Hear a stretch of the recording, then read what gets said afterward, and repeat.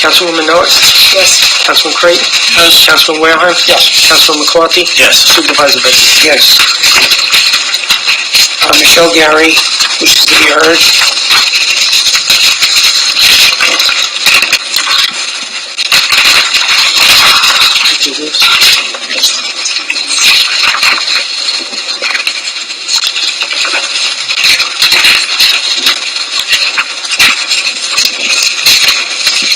Good afternoon. I wanted to take this opportunity to address the board at the start of the new year to reaffirm the goals and objectives of the Old Northport Road Lawrence Road Task Force. The task force is now a registered and official neighborhood watch group. Having this national organization behind us is a great asset.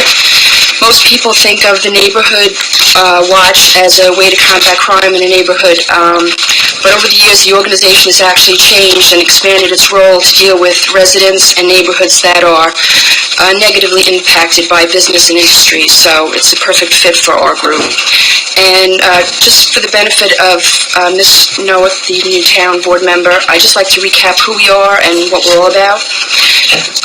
We're a group of tax-paying residents that live in the vicinity of the intersection of Old Northport Road and Lawrence Road, hence the reason for our long name. We live in Comac, Smithtown, and Kings Park. Some of us have lived here for our entire lives, and others have recently moved into the area. We do not live in the so-called Kings Park industrial area, because there really isn't such a thing. We live in residentially zoned neighborhoods. Our objective is simple. We just want the town to enforce the current zoning. We don't want it changed. We don't want to make up a new zone. We just want the current zone enforced. In that regard, and this is ongoing, this has been happening, I'm just kind of reiterating and giving you a little history. We continue to request the town to implement a consistent and vigilant monitoring of all the activities on the properties commonly known as KPE2, Jesco, town, no matter how big or small, whether it be road debris, berm heights, illegal trailers, dumpster. We'd like some sort of inspection of the buildings and equipment on these properties to ensure that they're in compliance, and if they're not, take the necessary steps to remove any unsafe buildings, equipment, and materials. I'd like to say that we have had some forward progress over the last year and a half, but recently we seem to be back to square one. KPE trailers. I was hoping to have some pictures today, but it didn't work out.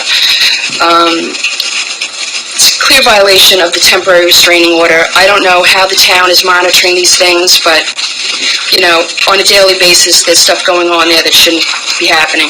In addition to that, they don't give the town proper notice when they're supposed to be working, which the residents have. I need like 2 more minutes. The residents have called on that. The vacant office building on their property is deteriorating every single day, and it's a total eyesore. As for Jesco, which is on Lawrence Road, the violations there are beyond comprehension. It's continuing to be an illegal truck, more boats being stored there now than ever before, I guess because it's winter. More importantly, and most disturbing of all, is the news that we suspected there were people living in some of these campers and trailers that were on the property.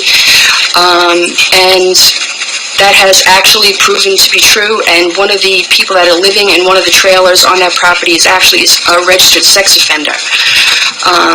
So in addition to the fact that people shouldn't be living there to begin with, the fact that it's a registered sex offender is most alarming to people that live in that neighborhood. Compliance to town code and local laws should not be optional for businesses. They're not above the law. Just because they've been doing it for a long time doesn't give them the right to continue to do it. If these kind of things were happening by a resident in the town and neighbors were rallying around a resident, action would be taken. So I think that businesses should be held at least to the same standard that residents are held to. We are frustrated at the court cases and how slow these things seem to be dragging on. I don't know if that's the wheels of justice, if there's no, you know, promise for anything to be had in a speedy fashion. We try to go to as many of the court cases as we can. At the last court case, one of our task force representatives overheard a comment made by somebody that said, "Whatever you do, don't empower the residents."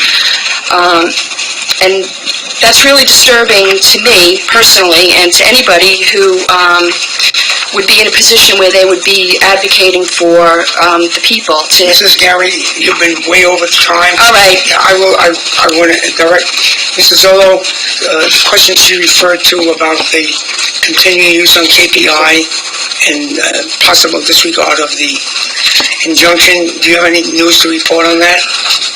I think I responded to an email yesterday. Right, I saw that. With respect to the sex offender, that was referred to No, stay on KPI. KPE. KPE. I was given a video, and dealing with public safety, we have no reason to believe there's any activities violating the current restraining order. Okay. All right, the last thing on my agenda is kind of off topic a little bit, but it's not really. The way in which the town gives notices for hearings and whatnot, they're listing the corporate identity of the company, and I don't know if there's a policy or a procedure to follow, but I think for transparency purposes it would be beneficial if the town listed the doing business as name of the company that's before any of the town boards for changes and whatnot. For example, I think on the I don't know if it's a BZA hearing that's coming up, it lists KVC Holding and DWC Management. You know, to the average person who's not looking at these things, they would have no idea who this company actually was. I think, I may be wrong, but I think it's Pioneer Paving, which everybody knows what Pioneer Paving is. So I think moving forward, it would be a good thing for the issues are going before the town. That sounds like a good idea. We'll look at that. That's all I have. Thank you very much. Happy New Year. Bill Zimmerman.